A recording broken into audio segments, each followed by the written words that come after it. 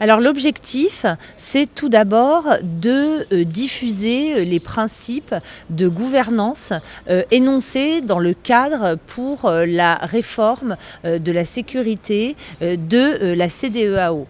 Mais il s'agit surtout, dans un contexte de dégradation sérieuse de l'environnement sécuritaire du Sénégal, de recueillir les vues des professionnels sénégalais de la sécurité, qu'ils appartiennent aux forces armées ou aux forces de gendarmerie, de police ou au monde de la supervision démocratique du secteur de la sécurité.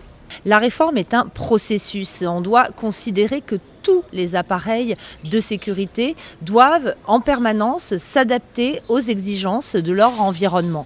En ce qui concerne spécifiquement le système de sécurité sénégalais, je pense qu'il y a beaucoup de motifs de considérer qu'il s'agit plutôt d'un modèle au sein de la sous-région, notamment en raison de la stabilité et du républicanisme de son appareil militaire. Alors nous espérons que c'est le fait de mettre en relation à la fois des experts de la sécurité appartenant à l'armée, à la police, à la gendarmerie, au Parlement, aux organisations de la société civile sénégalaise, avec des personnes qui réfléchissent depuis des années à la façon de promouvoir la sécurité au niveau régional dans le cadre de la CEDEAO, qui peut contribuer à l'émergence de solutions co-construites.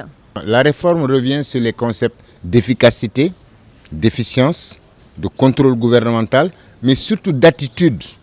Attitude des forces de sécurité face à leur population. Et croyez-moi, la population, quand elle est en cohésion avec ses forces de défense et de sécurité et ses gouvernants, la résistance du pays est encore améliorée grandement. En revanche, s'il y a des ruptures à ce niveau, ça donne des lignes de clivage qui sont exploitées pour vous déstabiliser ou pour transporter la menace chez vous. Voilà. Et donc, la pertinence, c'est vraiment ce cadre comme outil d'amélioration aussi des relations civilo-militaires. Si je puis me permettre d'ajouter quelque chose au propos du colonel Diouf, l'armée sénégalaise, à mon avis, a beaucoup à prendre justement à ses homologues de la sous-région en raison de son histoire et des relations de confiance qu'elle a su construire, en effet, avec les populations du pays. Peut-être dernier point, dire que c'est quand même un projet sous-régional. Nous avons un projet pilote qui a commencé en Guinée-Bissau, qui s'est poursuivi en Gambie et qui est aujourd'hui au Sénégal.